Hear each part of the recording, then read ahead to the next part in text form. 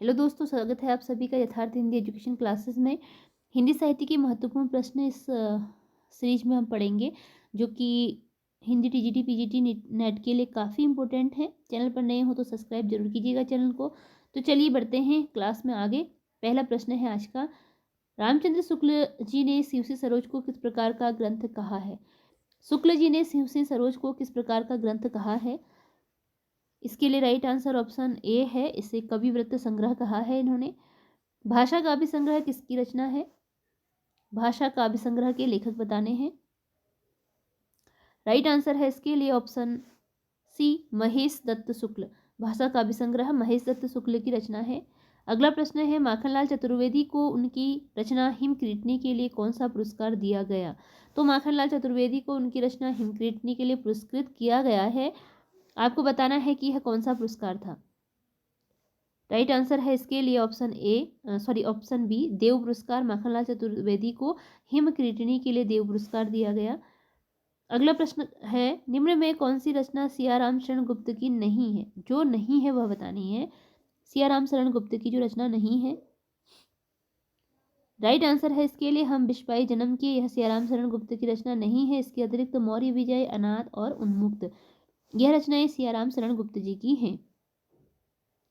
अगला प्रश्न है, रामधारी सिंह दिनकर को ज्ञानपीठ पुरस्कार किस वर्ष दिया गया? दिनकर जी को ज्ञानपीठ पुरस्कार किस वर्ष दिया गया? राइट आंसर है इसके लिए ऑप्शन डी, 1972 ईस्वी में रामधारी सिंह दिनकर को ज्ञानपीठ पुरस्कार दिया गया 1972 में। अगला प्रश्न है, मानव निम्न में किसकी रचना है? मानव रचना का नाम है, इनमें से किसके द्वारा लिखी गई रचना है? राइट आंसर है इसके लिए ऑप्शन बी, भगवती चरण वर्मा की रचना है मानव। अगला प्रश्न है, युगांत लिखकर पंत जी ने निम्न में से किस युग की अंत की घोषणा की? युगांत लिखकर पंत ने इनमें से किस युग के अंत की घोषणा की? इसका राइट आंसर है ऑप्शन ए, छायावाद। छायावाद के अंत की घोषणा की पंत जी ने युगांत लिखकर। अगला प्रश्न है, निम्न में कौन सी रचना सही सुमेलित नहीं है? जो रचना सही सुमेल नहीं खाती है उसे बताना है। देखते हैं राइट आंसर, ऑप्शन जमुन जल तुम केदारनाथ अग्रवाल की रचना नहीं है। जमुन जल तुम, यह रचना केदारनाथ अग्रवाल की है, जबकि यहाँ पर जानकी वल्लभ शास्त्री दिया गया है। लोक आलोक केदारनाथ अग्रवाल की, भूमिजा नागार्जुन की और प्रभात फेरी नरेंद्र शर्मा की रचनाएं हैं। जो सही सुमेल नहीं है वह ऑप्शन सी है, जमुन जल तुम, यह रचना केदारनाथ अग्रवाल जी की रचना है। अगला प्रश्न है, गुनिया का यौवन। गुनिया का यौवन निम्न में किसकी प्रसिद्ध रचना है? रचना का नाम है गुनिया का यौवन, किसकी प्रसिद्ध रचना है? राइट आंसर है इसके लिए ऑप्शन ए, शिव मंगल सिंह सुमन की प्रसिद्ध रचना का नाम है गुनिया का यौवन। अगला प्रश्न है, प्रगतिवाद शैलीगत विद्रोह है, किसका कथन है? प्रगतिवाद को शैलीगत विद्रोह किसने कहा है? इसके लिए राइट आंसर है ऑप्शन डी, डॉक्टर नगेंद्र का यह कथन है कि प्रगतिवाद शैलीगत विद्रोह है। अगला प्रश्न है, निम्न में कौन सा ग्रंथ कृष्ण भक्त शाखा से संबंधित नहीं है? जो नहीं है वह बताना है। राइट आंसर है ऑप्शन डी, आनंद अरुणोदय। अगला प्रश्न है कि भक्ति आंदोलन भारतीय जनता धारा का स्वाभाविक विकास है, कथन किसके द्वारा कहा गया है कि भक्ति आंदोलन भारतीय जनता धारा का स्वाभाविक विकास है? इसके लिए राइट आंसर है ऑप्शन डी, हजारी प्रसाद द्विवेदी जी का यह कथन है।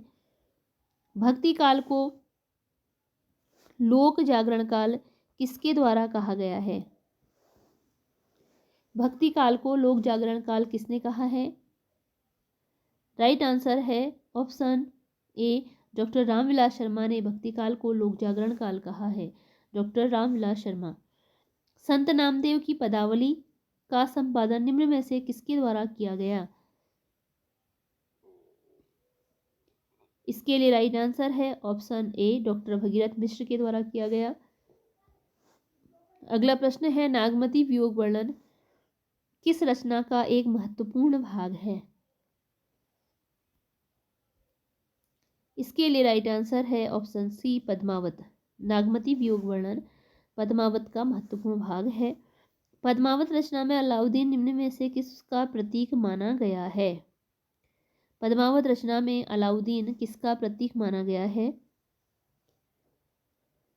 राइट आंसर है ऑप्शन डी माया का प्रतीक माना गया है पद्मावत में अलाउद्दीन को। ऋतुपर्ण निम्न में से किस रचना में नायक है? इसके लिए राइट आंसर है ऑप्शन बी सत्यवती कथा में नायक है Rituparna. Option B right answer है। निम्न में किसके द्वारा तुलसीदास को भक्ति काल का सुमेरु कहा गया है? तुलसीदास को भक्ति काल का सुमेरु किसने कहा है? राइट आंसर है ऑप्शन डी नाभादास। नाभादास भक्ति काल का सुमेरु कहते हैं तुलसीदास जी को। अगला प्रश्न है अवधपुरी की शोभा जैसी कहीं नहीं सकही शेष श्रुति तैसी पंक्ति किस रचना से ली गई है? राइट आंसर है ऑप्शन ए अष्टयाम की यह रचना है, पंक्तियां हैं। आचार्य विश्वनाथ प्रसाद मिश्र हिंदी में रीति काव्य का प्रवर्तक किसे मानते हैं? आचार्य विश्वनाथ प्रसाद मिश्र हिंदी में रीति काव्य का प्रवर्तक किसे मानते हैं? राइट आंसर है ऑप्शन डी गणपति चंद्रगुप्त को आचार्य विश्वनाथ मिश्र हिंदी में रीतिकाल का प्रवर्तक मानते हैं। भाव अवतार मोर नव सदी 30 बरस ऊपर कई बदी पंक्ति किसके द्वारा लिखी गई है? इसके लिए राइट आंसर है ऑप्शन सी जायसी। यह पंक्तियां हैं जायसी के द्वारा लिखी गई हैं पंक्तियां।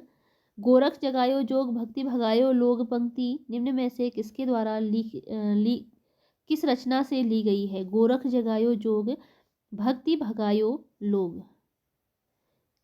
इसका राइट आंसर है ऑप्शन ए कवितावली की यह पंक्तियां हैं। अगला प्रश्न है निम्न में से कौन उर्दू में जकी उपनाम से कविताएं लिखते थे? इसके लिए राइट आंसर है ऑप्शन डी जगन्नाथ दास रत्नाकर जी जकी उपनाम से रचनाएं लिखते थे। अगला प्रश्न है साकेत संत निम्न में किसकी रचना है?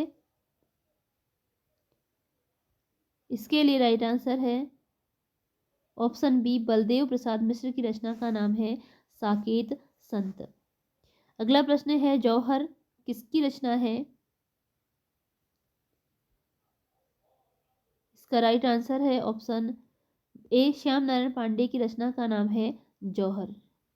इसी के साथ आज की यह क्लास यहीं पर एंड होती है। मिलते हैं अगली वीडियो में कुछ नए प्रश्नों के साथ। चैनल पर अगर नए हो चैनल को सब्सक्राइब जरूर कीजिएगा। धन्यवाद।